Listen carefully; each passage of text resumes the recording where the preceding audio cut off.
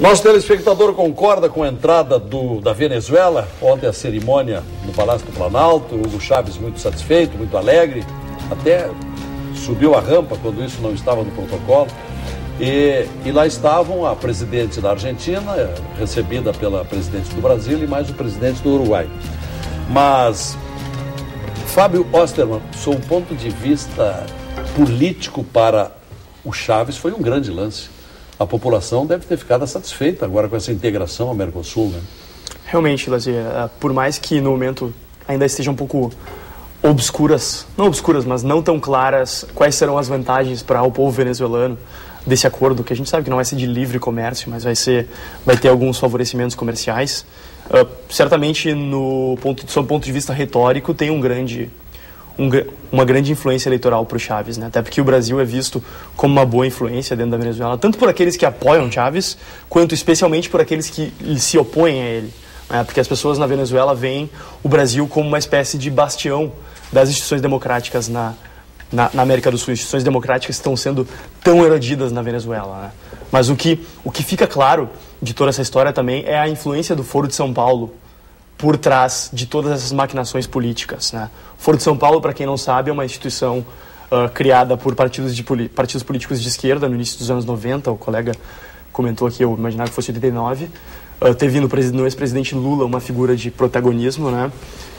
E o Foro de São Paulo busca implantar uma visão socialista na América Latina e agora, aparentemente, escolheram o Mercosul como principal palanque para que se promova essa visão de mundo que a gente já viu que historicamente está amplamente equivocada e foi amplamente desmentida pela história. Mas, infelizmente, esse acontecimento de a Venezuela ingressar no Mercosul tende, assim, a favorecer Hugo Chávez e a desfavorecer Henrique Capriles, o candidato de oposição. Professor Daniel Sebastiani. Bom, eu acho que as crises no mundo estão demonstrando que o capitalismo está falido, né? Eu acho que essa que a história está nos mostrando. Mas, de qualquer forma, o que eu vejo é que para o Brasil nesse momento, a entrada da Venezuela, bem como para o Mercosul como um todo, é um ganho econômico. É algo que permite, não só pela escala, não só pela integração de capitais e de mercados, mas também pela sinergia que isto cria em termos econômicos gerais, uma maior inserção e mais autônoma inserção no mercado internacional. E isso é positivo. O processo de crescimento do Brasil tem a ver um pouco com essa nova visão política de mercado internacional e de política internacional, que não é a gente apenas aceitar ser uma mera economia complementar dos Estados Unidos da América ou da Europa Ocidental. Nós estamos nos tornando uma economia que procura maior autonomia, maior capacidade de jogar no mercado internacional, e as empresas brasileiras têm, nesse sentido, obtido grandes vantagens. Portanto, a não ser alguns setores econômicos que têm interesses muito fechados com alguns interesses econômicos e financeiros de algumas empresas americanas, para a maioria, inclusive do empresariado, das empresas daqui, bem como, é claro, para a população como um todo, com o avanço econômico que interessa a todos, eu acho que é benéfico, sim, a entrada da Venezuela e que, a longo prazo, nós vamos dizer que estamos nos posicionando no mundo de uma forma que nos permite ser um jogador de fato desse mundo, o que é necessário nos tempos que vêm pela frente. Um jogador autônomo, um jogador com altivez. Marcelo Suano. Bom, eu vou tocar um ponto dos ganhos políticos que o Hugo Chávez tem.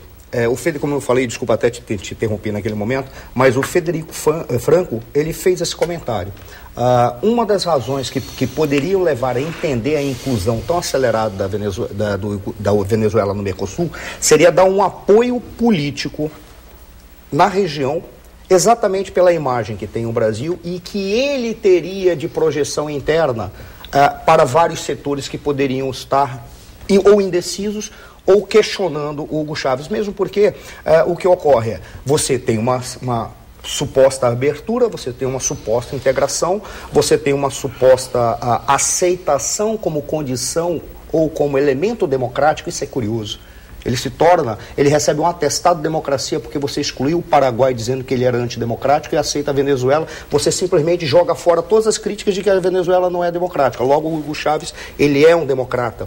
E, curiosamente, os empresários, isso aí eu concordo com o Chico e com o Daniel, os empresários brasileiros é que vão ganhar com isso, sabe por quê? Porque os empresários venezuelanos estão desesperados. Eles falaram, nós vamos perder tudo, exatamente, que nós tivemos a confrontação do Estado venezuelano nos prejudicando ou não nos apoiando, não nos estimulando em nada. E nós não teremos condições de concorrer com nenhum empresariado, seja do Brasil, seja da Argentina, que são os parceiros mais fortes.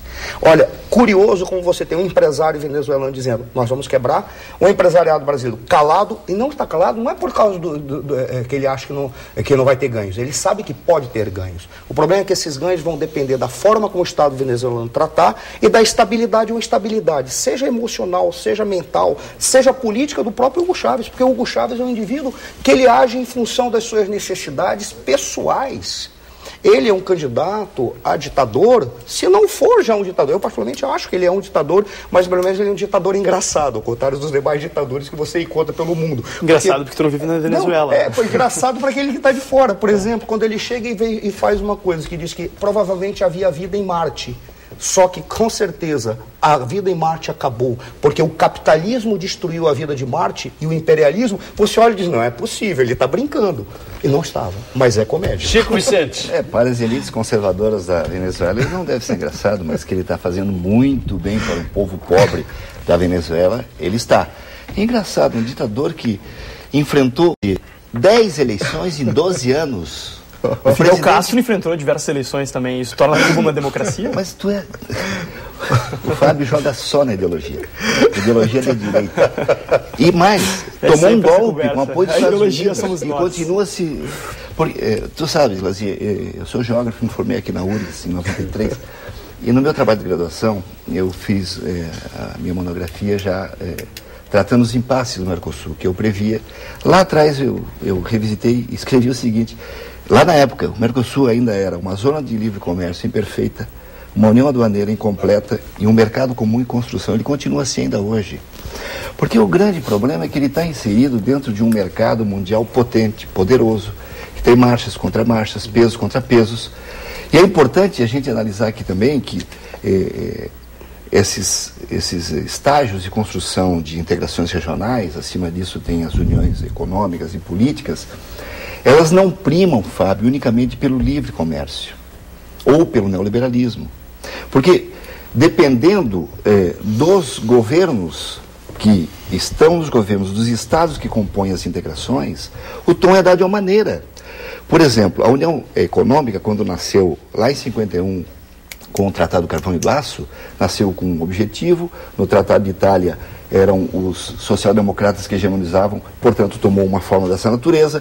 Depois que os neoliberais tomaram conta, já em 92 virou mais neoliberal. Aqui o Mercosul em 91, quando nasceu, era o Collor aqui, era o Menem na Argentina, nasceu completamente neoliberal, foi ajustado exatamente a partir desta grande vitória que os partidos de esquerda, socialistas, do Foro de São Paulo construíram na América do Sul. Somos grandes vitoriosos, porque hoje temos, sim, com vários matizes de esquerda, entendendo esquerda como aqueles partidos que buscam, na verdade, construir, além da liberdade, a igualdade, os partidos de direita que construam o seu fórum, se organizem.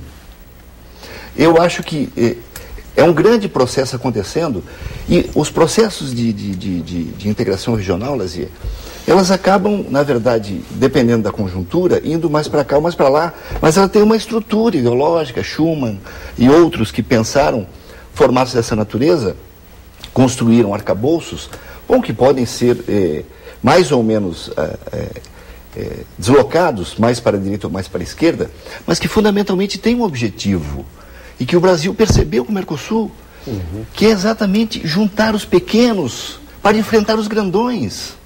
E, portanto, a vinda da Venezuela fortalece o Mercosul contra os grandes do mundo, contra a China, contra a Índia, contra a Rússia, contra os Estados Unidos, contra a União Europeia. E, portanto, podemos ser altivos, com potencial, com recursos, para poder disputar nesse cenário, que este sim é selvagem. O cenário do comércio internacional sai de baixo, porque quando pega...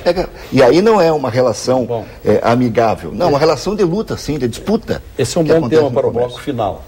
As repercussões externas, comercialmente falando, com relação ao Brasil, se vão ter algum efeito, como, por exemplo, hoje os nossos grandes parceiros são, pela ordem, se não estou enganado, China, Estados Unidos e Argentina. Mais ou menos isso, né? Bom, Isso, a é China, assim mesmo. a China o que vai dizer? A China vai dizer, não tenho nada a ver com isso, vou continuar vendendo lá, né? Os Estados Unidos vive uma fase que não tem condição de dizer nem sim nem não, porque está em crise. E a Argentina está do lado. Então, um toquezinho sobre isso, na volta, nas conclusões do nosso programa, e a pergunta ao nosso telespectador. Concorda com esse ingresso da Venezuela no Mercosul? Ligando para 8401-0360 e respondendo, após a mensagem, opção 1 é que concorda, opção 2 não concorda. Voltamos para a parte final, começando pelo Marcelo Suano.